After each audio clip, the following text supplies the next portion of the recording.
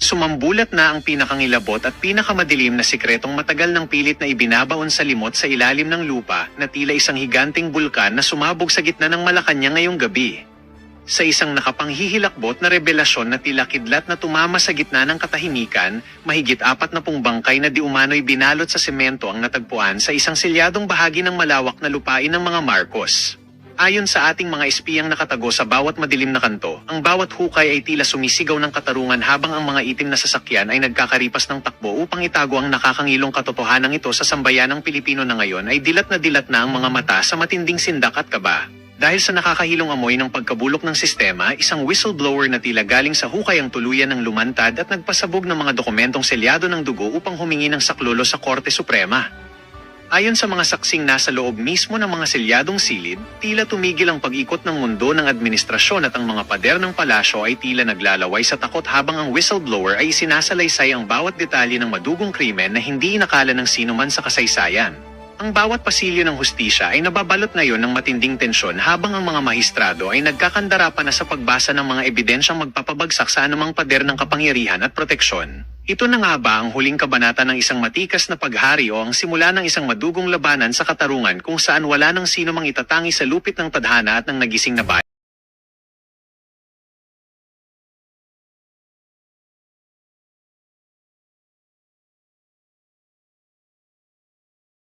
Sinakagigil na ma-impeach si Sara Duterte. Samantalang meron pa hong mas matindi ang ginawa. Hindi lamang ho yung confidential fund, kundi mas marami hong namatay dahil sa kanilang pagnanakaw. Marami hong taong hindi nakakain, marami hindi taong hindi nakapunta sa eskwela, marami hong nalubog sa bahay. Dapat ho, yun ang unang ini-impeach ko nila. Bakit parang gigil ho sila kay Sara Duterte? You know? Sir, Katulad ng binanggit ko kanina, talagang para sa akin, yung politika ng 2028, kaya na tinututukan si Inday Sara Duterte. Dahil nga gusto nila mawala na ang magiging kalaban nila sa halalan. Sa akin, walang batayan yung kaso eh. Pero sabihin mo na, sige, gusto nila mag-file ng kaso at ang Vice President naman, pagkakataon niya sumagot. Bakit ang Presidente? Yan ang mas malaki, bilyon yung kaso na katulad ng binanggit mo. Dapat kung totohanan ang gusto nila, na makita ang katotohanan at ma-resolve yung mga pagnanakaw sa gobyerno na alam mo, yung unallocated fund, 2 trillion, hindi lang billion, 2 trillion from 2022 to 2025, dapat lahat tinignan nila. Kaso, unang araw pa lang hindi pa nga tayo, kumbaga yung botohan sa form, kakatapos mo lang, wala na kagad, tapos na rin kagad yung substance. Talagang minadali. kung ano pa ho yung kanilang ginagawa, pagka hindi yung pumapabor sa kanila yung panahon, walang constitutional. Walang konstitusyon. Pag kay Sara, walang konstitusyon. Pag sa kanila, may konstitusyon. Bakit gano'n? Talagang napakasama ng ganyang ginagawa nila kasi nga ang proseso ng impeachment, sagrado. Kailangan yan, tinitingnan natin na maayos at ang proseso yun ay tama. Pagka masyado naman nilang ginawang politika, hindi political kasi yung political process dyan, ibang definition yan sa ligang batas Pero ito ginawa ng politika dahil lamang sa eleksyon, dahil lamang sa pagkuha ng liderato sa 2028, talagang napakasama niyan. Kung ano na ho yung panawagan niyo sa taong bayan, kinakailangan po sila makinig kay Presidente o hindi na? Well, katulad po ng ginawa namin, dumaan kami sa proseso ng impeachment. Nag-file po kami nitong nakaraan, hindi tinanggap ng SecGen's office. Malinaw naman sa kasaysayan ng ating bansa, maging sa mga desisyon ng saligang batas, ang poder ng taong bayan sa kanila nakasalalay. Kung ginawa nilang pagkilos sa EDSA 1, EDSA 2, ito lahat ay legal. Kinikilala ng ating Korte Suprema at kinikilala ng ating mga iba't ibang institusyon ng gobyerno. Kung ayaw payagan ng Kongreso at Senado na gawin ng tama, taong bayan na magdidesisyon para dito. Kaya matutuloy ho ba rally nyo ngayong February? Itong malaki yung rally na? Sa Pebrero, hindi pa kami nag-usap-usap. Alam ko may mga ilang pagkilos na gagawin. Pero mag-uusap kami tungkol dyan. Siyempre, hindi naman tayo hinto Hindi naman to dahil sa rally lang pero may mali. May dapat panagutin. Biruin mo nagnakaw ng 4 billion doon sa Bulacan, Henry Alcantara. 300 million sinoli. Kawawa naman. Hindi ko lubos maisip kung paano gagawin yung ganoon bagay. Kung sa inyo palagay, paano na ho yung bansa natin, saan ho patungo na ho yung bansa natin ngayon? Kailangan natin talagang baguhin. Nakikita natin talaga yung nagiging problema sa korupsyon ng Kongreso at Senado at yung ngayon talagang grabe, organisado. Hindi na ito dapat kasi kawawa na Hindi na tayo, kundi yung mga anak natin at yung magiging kapalaran ng sambayan ng Pilipino sa darating na panahon. Kung ano panawagin nyo ngayon sa taong bayan, ngayon na rito, nakipaglaban. Sa ating mga kababayan, nakikita nyo naman po yung nangyayari. Kayo po yung mas gumawa ng desisyon, nakita nyo kung paano itrato yung mga ebidensya, magmula sa investigasyon sa Senado, ngayon sa Blue Ribbon Committee, ngayon nagkakaroon ng impeachment process, nakikita nyo po lahat yan. Alam nyo naman po at alam kong nakikita nyo at alam ninyo yung mga nangyari sa ating bansa. Huwag ho natin ito payagan dahil huwag na po dun sa mga nakakatanda sa atin sa ngayon. Pero yung kinabukasan ng magiging anak natin. Kawawa na ating bansa. Ayaw natin yung mga taong bayan umaalis ng ating bansa para lang kumita ng pera. Diba? Umaalis ng bansa para mabigyan ng magandang kinabukasan yung ating manak. Ito pala, ito lang yung pondong kailangan ayusin natin. Huwag lang nakawin at gamitin ng tama, maayos natin ang bayan natin. Kung sakasakali yung mga maayos na ito, wala na hubang mahirap sa ating bansa, wala na hubang mamamalimos sa kalsada, wala na hubang matutulog sa kalsada, Alam mo wala na hubang pipili ng mahal sa ospital. Napakadami nating pwede magawa sa pondo natin Naku. Yung lang sinasabing problema ng pabahay, 2 trilyon to unallocated. Kung ginamit pala natin ng tama, marami nagkabahay. Yung sinasabing magsasaka, walang patubig. Kung ginamit ng tama, nagkaroon sana ng maayos na produksyon sa agrikultura. Eto, magsa-summer na naman. Magkakaroon ng problema sa tubig sa mga bahay. Yung pala, andyan lang ang pondo. Pwede nating magamit. Pagdating natin sa ginawa nila doon sa PhilHealth, yung pondo kinuha nila at nilagay nila sa paggawa ng mga flood control projects. Ang sama nun imbis na palawakin sana at ayusin yung problema pangkalusugan. Maraming salamat at magmukha kang congressman sa akin ngayong umaga. Napakagandang lalaki mo. Ako, naku, makaka-reaction. Talunin nyo na lang kasi sa 2028 si Sara Duterte at si Marcoleta. Ito ang mga ka-reaction, ha. Ito lang sasabihin natin dyan. Halimbawa, itong Senado, nagkamali sila. Halimbawa, nakarating po ng Senado yung impeachment ni VP Sara. 100% naman dyan sa may Kongreso, i-impeach yan 100% yan.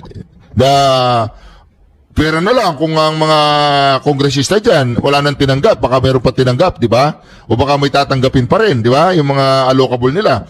Pero mga reaction, halimbawa, example lang to, nakarating po ng Kongreso at na-impeach si VP Sara dyan sa Kongreso, mga reaction, sa Senado. Alam po ba ninyo kung ano mangyayari sa Pilipinas? Imaginein po ninyo. Ito, sasabihin na, walang mangyayari dyan. Yun nga ang Pangulong Duterte, nadala sa dahig, walang nangyari, di ba? Kasi hindi tayo kumagat. Hindi tayo kumagat doon sa paing ni Bangag na kapag nagwala ang mga taong bayan, ay bababa nila ang batas militar. Ngayon, ito halimbawa, nagkagulo. Halimbawa lang Hindi ko sinasabi magkakagulo. Halimbawa, dyan sa Senado, nagkamali ang mga senador. In-impeach si VP Sara Duterte. Imaginein po ninyo kung ano mangyayari sa Pilipinas. Kasi nakikita po ng karamihan ng mga Pilipino, ang pag-asa na lamang natin ngayon, si Sara Duterte tsaka si Senador Congressman, si Senador Vice President Marcoleta. Sila na lang ang pag-asa natin si President Sara Duterte, si Vice President Rodante Marcoleta. Sila na lang ang nakikita natin pag-asa na tunay na naglilingkod at tunay na may tapang at alam ang katuwiran at nasa katuwiran at pabor sa Pilipinas, sa mga Pilipino at unang-una, lalong-lalo na pala ay hindi sila mga magnanakaw. Imagine ninyo, tutasin! Imaginin mo Imaginin mo yan, huwag ka pa gagago dyan sa Senado. Imagine mo. Putaragistong si inang Tutang Soto, masyado excited. Ano ba? Hatat-natat ka na bang umupo? Okay, sa opisina ng Vice President? Nako! Ikaw ba yung pinangakuan ni Bangag na mag-isugo? Ganon. Ang ina mo, wala pa nga. Hindi pa nga na-impeach si Sara sa Congress. Tapos, makaliwat ka na ng interview mo tungkol sa ready ka na, sa impeachment case ni Sara. Kailangan araw-arawin ito. Kailangan madaliin, wag nang patagalin. Tangina mo, wala pa nga. Antayin mo muna ma-impeach sa Congress bago mo salita ng ganyan. Maging professional ka naman, paminsan-minsan. Palagi na lang joker ka Ano ba akala mo? Nasa Itbulaga ka pa rin? Tangina mo, alam namin na bias ka. Alam namin yan. Pero wag namang garapal na pinahalata mo sa taong bayan kung gaano katabayas hayop ka. Pinangakuan yata ni Bangag na ito sa sunod na Vice President Kaya nga si Loren Legarda, papaupuin di umano nila bilang presidente ng Senado kapag naupo na bilang vice president naman, ito si tutang ina mong Soto ka. Diba? Napanood ko kasi kay Attorney Trixie Angeles Nako! na lahat ng mga boboto pabor, okay, kay Loren Legarda ay magkakaroon ng problema. At yung mga may problema namang senador sa administrasyon, mawawalan ng problema. Masosolve na yan. Yun! Nanatili ang loyalty nyo kay tutang ina mong Soto ka. Diba? Mahiya ka naman. Hindi pa nga na-impeach si Sara sa Congress eh. Diba? Kaliwat kanan ng pahayag mo. Tungkol sa tungkol sa impeachment Tutang si ina, Sara. Soto. Wait lang. Relax. Relax! Tangin mo kayo nagagalit ang taong bayan sa'yo, ayop ka eh. Mag-relax ka. Relax ka lang. Remember, di ba, yung galit na galit ito dahil sa naging decision ng Korte Suprema na unconstitutional yung impeachment case na pinasa last year ng mga buwayang ito. Galit na galit si Soto. Akala mo naman abogado. Di ba? Huwag kang pumasok sa baluarte ng mga abogado. Wala kang alam yan. Tangina mo ka. Isa kang payaso sa Senado. Lol. Excuse me po. Sabi, patay na yan. Tangina to, ulitin ko, Soto, ha? Relax ka lang. Antay mo muna ma-impeach si Sara. Excited ka eh. Darating tayo dyan. Tangina mo.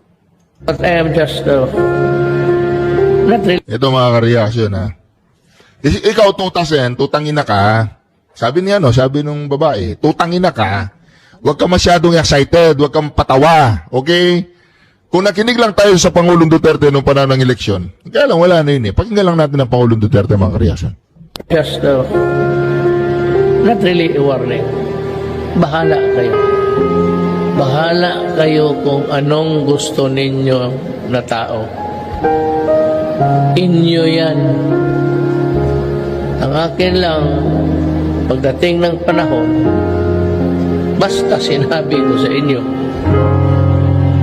and he is a very weak leader, ang karakter niya. Except for the name. Pero ang tatay, pero siya, anong ginawa niya? He may make twin hands down. Okay. If that is what the Filipino wants, go ahead. Basta alam ninyo. Alam po niyo mga ka-reaction si Pangulong Duterte, parang mayroong pagka-propeta yun, no? Yung sinabi po niya yan, nagkatotoo. Ngayon, sinabi po niya, kung maalala ninyo, na kapag itong si Bongbong Marcos ay hindi nagdahan-dahan at hindi nagbago, eh baka mas grabe pa ang mangyayari sa kanya kumpara sa nangyari sa kanyang ama. Nako, mga ka-reaction. Ito po, ha? Yung I will appeal to all of you. So, buti pa itong Abnoy na to, mga ka-reaction. Meron minsan may sense by sense. Pakinggan po natin si Abnoy, ha? I will appeal to all of you. Wala yung, paano ko mas tinate nung araw? Maski na boxing laban sa China, 1.3 billion sila, 95 million tayo. So, maski piti ka ng ilong. No. So, ano ba pakinabang natin? Na idrama natin tong palalain yung sitwasyon na nangyari para galitin ang bawat isa na humantong doon. Paalala ko rin sa inyo, sa Saligang Batas, we renounce war as an instrument of national policy. And I am bound to follow that. Oh, renounce war daw. Friend to all, enemy to none. Tutasen, huwag kayong ikaw, Tutasen, tsaka itong mga kasama mo sa Senado kung makakasadya para kayong mga presidente. Para kayo ang nagbibigay ng tinatawag nating yung international policy ba yun? Foreign policy? Parang kayo nagbibigay ng foreign policy, Once that will be raised in the Supreme Court on the ground that the filing on February 2 is defective in the sense that it is filed within the 1-year bar, may problema sila dyan. Malaking problema yan. Hindi valid yung pag-file, kung ibig sabihin. Pag-uusapan po natin ito nga pong impeachment complaints na inihain naman po laban kay Vice President Sara Duterte. Alam natin, Pebrero 6. Ngayon dapat sana, di ba, yung pagkakaalam ng nakararami na ating mga kababayan na po pwedeng matatapos yung 1-year bar rule kaugnay noong inihain na unang impeachment complaint laban sa kanya. Ang tanong, attorney, bakit po maaga? Nakikita ho ba ninyo walang problema po dito sa pag-file ng maagang impeachment complaint laban sa Vice Presidente kamakailan? Medyo komplikado yan kasi very specific yung desisyon ng ating Supreme Court, no? Doon sa desisyon nila noong July 2025, ni-specify ng Korte Suprema na February 6 saka yung malilift yung 1-year bar. Nagtataka ako bakit nag-file ang bayan muna ng impeachment lihis doon sa mandato ng Korte Suprema. At ini-interpret nila according to what they think. Alam mo, sa tinatawag nating statutory construction, what is clear is yun ang magpiprevail. The decision is not ambiguous. It's not subject to interpretation. So, magkakaroon ng problema yan. Pwedeng ma-question yan in the sense na it is filed within the 1-year bar rule pa rin yung period. So considered yan as barred yung complaint na yan. Kung mayroon man maghain ng question sa Supreme Court. Opo. Ang paliwanag po ng yung kampo po, yung grupo na naghain ng impeachment complaint laban kay Vice President Sara Duterte noong February 2, kung hindi ako nagkakamali, bago nga itong araw na ito, ay dahil po doon sa desisyon ng Supreme Court, itong latest po, kaugnay nga po doon sa motion for reconsideration na patungkol po sa definasyon ng session days. So, ibig sabihin daw, ang paliwanag nila, dahil po sa bagong definasyon ng session days, lumalabas na pwede nang mag-file ng ikalawang set ng complaints simula pa dapat noong Enero, yung January 16. At hindi na kailangang hintayin pa daw yung February 6, 2026. Dahil po dito sa salitang session days, attorney, pakipaliwanag po nito. Hindi mo pwedeng i-presume yan. Kasi subject to ano din yan, scrutiny kung ano ang bilang, no? Siguro kung yun ang intensyon ng Supreme Court, then part of their final decision after junking the motion for reconsideration, they should have visited the decision which may nakalagay doon na February 6. Dapat binago din sana nila yun. Hindi nila ginalaw yun. So that prevails. Kasi i-interpret mo which one prevails over the other. Kung sarili nilang interpretation versus a very clear provision or specific hand-in ng Korte Suprema, medyo may issue tungkol dyan. Hindi klaro yan na dahil sa interpretation nila between session days and calendar days, they will already make a judgment versus the very clear decision of the Supreme Court. Di ba? Opo. So, para po sa inyo, ang dapat masunod ay yung unang desisyon ng Supreme Court patungkol dito dahil dito sa ikalawang desisyon po nila, sabi naman malinaw din na pinagtibay nila yung naging unang desisyon nila. Pero hindi po malinaw doon sa motion for reconsideration na decision po nila na inihain po ng House of Representatives na nakaspecific na binago na nila yung unang desisyon nilang February 6 na mas maaga dapat kayong mag-file ng impeachment complaint laban sa isang opisyal. Hindi po binago eh. Pinatibay pa nga yung unang desisyon eh. Pinatibay pa. Opo. Kasi kung binago nila, di dapat ginrant yung motion for reconsideration. Hindi nga binago. Opo. Dininay nga yung motion for reconsideration eh. So, paano naman magkakaroon ng pagbabago? Kasi, very simple lang ang dyan. If the intent of the Supreme Court, by comparing the session days versus calendar days, kung yun ang intent, and then, dapat sana, the Supreme Court mismo would have also changed the February 6 statement nila. Hindi nila ginalaw yun. So that should prevail over any other interpretation, di ba? Opo. When it is clear and unambiguous, that should prevail over any other interpretation.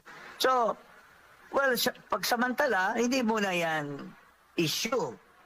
Kasi wala pang nag-raise. Pero once that will be raised in the Supreme Court on the ground that the